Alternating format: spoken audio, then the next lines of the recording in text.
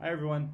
I just wanted to try a new format for updates, especially we'll be out of the office through the fall, and I thought, well, let's try a video instead of long emails each week with updates. So here's my first attempt at doing so. Our first update's on diversity, our diversity efforts at CCSR, and as you know, we've been trying to schedule a meeting for August, and it's just not working out. We don't have enough people available in August, and in a sense, that's a good thing. We encourage everyone to take a vacation, especially in August. That's a time to refresh for the fall semester. So I reached out to Allison Miller to see if we can have an extension, and she said, well, if we have a meeting in early September, that would be quite doable. So in the meantime, we'll be organizing some ideas and maybe sending some questions to you before September. But yeah, let's aim for early September. I'll send out a poll closer to that time to get everybody's availability, and hopefully we can get the majority because it's important to have everybody at the table for those discussions. So again, early September will be our target. So the second update is on the Columbia Climate School. Alex Halliday spoke with the EI directors last Monday, and he gave us about a 15-minute talk about what to expect for the Columbia Climate School. Just some highlights. Talked about, again, you might have heard this before, but the structure of the Columbia Climate School will be this hub and spoke model. And I think most of our research should be within the hub as one of the main EI centers. We're going to be sort of that central area of expertise for the Columbia Climate School. But he also talked about building new disciplines. And for example, climate law and justice, food security, sea level rise, and also managed retreats where coastal communities are most vulnerable to sea level rise changes, and thus we're interested in migration and potential disruptions to society. So those are the disciplines that we're looking to develop, and ultimately the goal is to make a difference in society, a positive difference, and that's one of the key goals that he emphasized. In terms of how we're going to make this happen, Alex talked about 14 different working groups, and there's really wide range of groups from subject matter experts to a group led by Lee Bollinger, which is essentially a board of trustees type of group, which might include deans. Then he talked about some groups that think about space, finances, appointments, all of the administration that makes things actually happen. And so again, there's about 14 of those groups, and I think the question now is, well, how is this going to be done? And he's still thinking about that.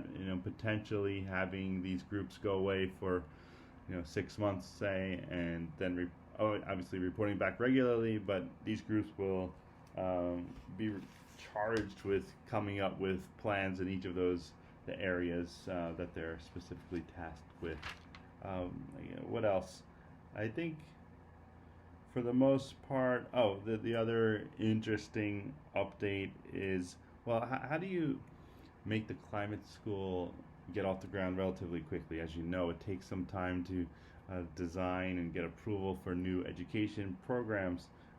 So one of the ideas being floated is that they would take over the Master of Climate and Society program that's based in D's, and that would be one of the first programs in the Columbia Climate School. So exciting times. Looking forward to seeing what happens there, and as always, I'll keep everyone updated on what's going on. The final update is on the Earth Institute strategic report. So in the email that I sent this link to you, there's also a link to our Google Doc that we can work on this Earth Institute strategic report. And so yeah, just be aware of that. Last thing I want to note is, frankly, I was surprised that we'd be out of the office all throughout the fall semester, and the email from EI did catch me a bit off guard. I didn't expect us to be out the entire fall, or that decision would be made later. But nonetheless, it makes it all the more important that we find ways to socialize, even though we're still remote. But I think there were some great ideas when we chatted about a week ago Friday at our all hands meeting, and ideas from remote yoga to bike rides to Amazon Prime watch groups, or watch parties they call it. So I sent around also a link to a Google spreadsheet, and really looking for volunteers. If there's one of these areas that you're really excited about, just gathering together. If you can volunteer to lead those efforts, for example, if you know a lot about the Amazon Watch Party and can have a sense of how that works, but please volunteer. Likewise for the bike riding group and the yoga group. Not that we have to have 15 different activities going on, but we have 2 or 3 activities that can really sustain us. I think that would be great, and we can open this up to all of GIST, obviously.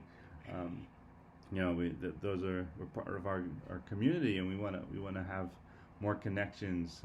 December is a long time away, and especially through the fall, if we could find ways to get together more often, I think that would be great. Besides, Zoom meetings are, it's trying everyone's patience. So if we could minimize the Zoom meetings and find new ways to at least have some social interactions, I think that'd be really wonderful. So, please do volunteer for that if you see an opportunity to do so. To wrap things up, if you have a news article or research article that you'd like to share with the group, I could integrate it into one of these videos pretty easily.